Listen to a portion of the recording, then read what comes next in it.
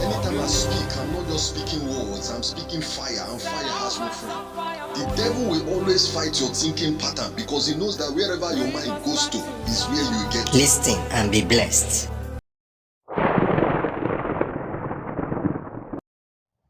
Strategic Success Indoctrination class. We are welcome to day 5, and we want to look at the positive power of fear. Now, all the courses that we have been engaging since the beginning of these Strategic Success Indoctrination classes have been prepared before we ever decided to start this class. And one of those classes is this one, the positive power of fear. Now, as a Christian, I have also seen this as one of the secrets of many successful people and even leaders. The first of them is Noah. It was stated in Hebrews chapter 11 that after, by faith, Noah being warned of God of a flood that will be coming. He has not seen it yet, but the Bible said he was moved with fear. Now, the success of Noah, record-breaking construction of an ark, was as a result of fear. Now, this fear is not a destructive fear. It is not just the fear of something, it is the fear of the consequences of something. Now, for example, you are not supposed to be afraid of fear or what they call the fear of failure. You should be afraid of the consequences of failure. If you are someone who is, in a class of, in a company of friends, your failure among your friends has a lot. It will bring shame, it will bring mockery, it will bring disgrace, it will bring frustration, it will lower your self-esteem. So just the fear of the consequences of what you are afraid of coming to pass will boost you to succeed. Another leader in scriptures that engaged this positive power of fear is Jehoshaphat. An army of 3 nations came together to besiege and to destroy Judah. And the Bible said that Jehoshaphat was afraid.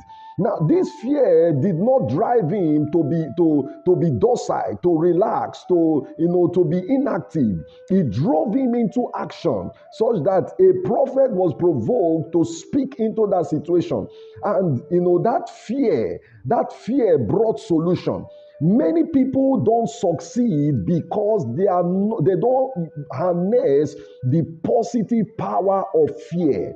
Now, this is very important. I didn't really have much to say on this class. I just wanted to speak to every one of us that your fear is a valuable asset for you. And 2 days ago, I was reading a book. I love this man so much, Jim Collins. I stepped into his book in 2017. The first of his book I read, Good to Great.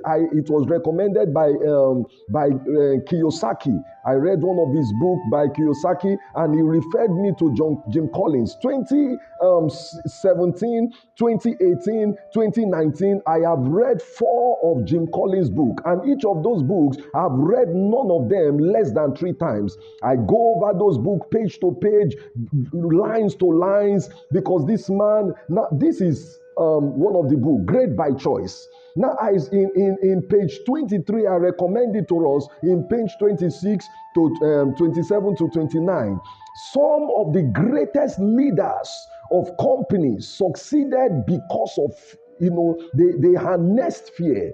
A case was Steve Ballmer. Steve Ballmer was a friend of Bill Gates when he started the Microsoft company in 1986. Steve Ballmer came on the scene, and some risk inventors were talking about taking over, some of the things happening in Microsoft Corporation then. But Steve Ballmer stood in that room and began to give, stories, pictures of risk, perils, dangers, crippling attacks, misfortune, and catastrophes that may eventually come up. The possibilities. It was like he was nicknamed a doctor of doom. A lot of risk inventors in that room began to leave, but that was the secret. And he learned this from Bill Gates, the richest man in the world. And I want to quote Bill Gates. Bill Gates said, in 1994, fear should guide you, but it should be latent. Now, that fear it is seated inside you. Have you been in a company of friends and the friends are talking about an euphoria, everything is well and everything shall be good, and then one of them say, what if, what if, what if? Now check 10 years from that time, you will see that the person who is saying what if, the person who is sounding more pessimistic, that is sounding more unbelieving, has become the most successful person among that clique.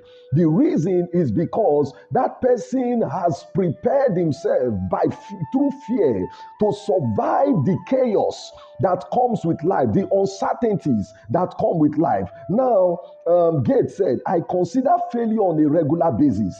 This is one of the secrets of Bill Gates. He considers that what if he fails? And because of that, there was a year in 1994, Bill Gates came up with a document that they nicknamed the memo, or nightmare memo. In fact, he drove the stock of Microsoft down because he came up and narrated a lot of things that may hit the company. And people thought he was a pessimistic person. They thought that he was envisaging a danger. They thought that Microsoft Corporation was under a threat. But they didn't know that he was going ahead of time in preparation. Now, something in that book, when he released that memo, keep in mind, at the time of this memo, Microsoft was rapidly becoming the most powerful player in the industry, with Windows on the verge of becoming one of the most dominant software products ever. Anyone who understood Gates would have known that the memo didn't signal a change. He always lived in fear, or he always felt vulnerable. He would continue to do so. Gates said, if I really believe this stuff about our invincibility, I suppose I would take more vacation. So he said that he will have taken more vacation if he listened to people who told him that Microsoft was invincible. Nothing could scratch Microsoft. They were at the top of their game. That should have drove him to rest. But another man, John Scully, who was a contemporary to Bill Gates at that time, he was the CEO of Apple Corporation. Scully felt that things were okay in the 1980s and 1990s. Scully's, the Apple records were so high; they were performing better. And what happened? At this rate, the computer maker Scully, we finished 1988, doubling both sales and net income in just 2 years.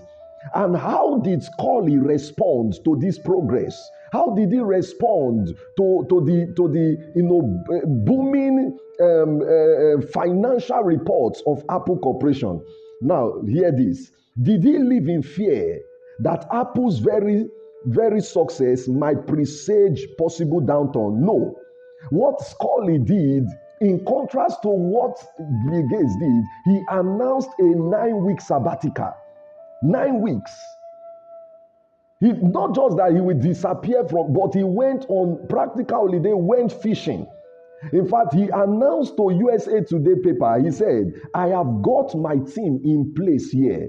Things are booming. So I am going fishing. The very next year, Apple's return began to fall from 40% in 1988 to 13% in 1994. Now, this shows us how leaders are raised. A leader is not just somebody who has faith that everything shall be all right. A leader, a successful person, is one who envisages, who is always careful, who lives in perpetual fear of the consequence of failure. My mentor, Bishop David Oyedepo, said something some years ago. He said, do you know why I still read and I still labor? It is because the people who I share my secrets with, if I don't continue doing what I teach them, they will overtake me. That's a fear. And that's what keeps him on his toes, walking and walking. Now, there are many other CEOs in that same page where Heb Kelleher of Southwest Airlines. He was a great leader of his time. He predicted 11 of the last 3 recessions. That means he led his company by predicting recessions. And you cannot predict recessions without preparation. Are you a student going into an examination hall? The positive power of fear makes you to prepare beyond whatever they may have said is going to be a likely question. It prepares you. You carry extra, your extra biro, your extra pencil, your extra. You prepare extra. You are not just afraid. You are afraid of whatever. You are prepared for whatever may come up. Just like we say, in case of incasity. And most time, people who prepare with in case of incasity, they are always successful when things go south. Now, another example is Andy Grove of Intel. He looking for the black cloud in the silver lining. That's one of his statements. He said, anytime I see a silver lining, I look for the black cloud. I look for something that may go wrong. That's the secret of people who, or Amgen Corporation, a man, Kevin Scherer, he was the CEO of Amgen Corporation. He placed a photograph of George E. Cluster. Now, George E. Cluster was a general who led the troops in the old British era, led the troop to a defeat, a calamitous defeat in the battle at Big Horn.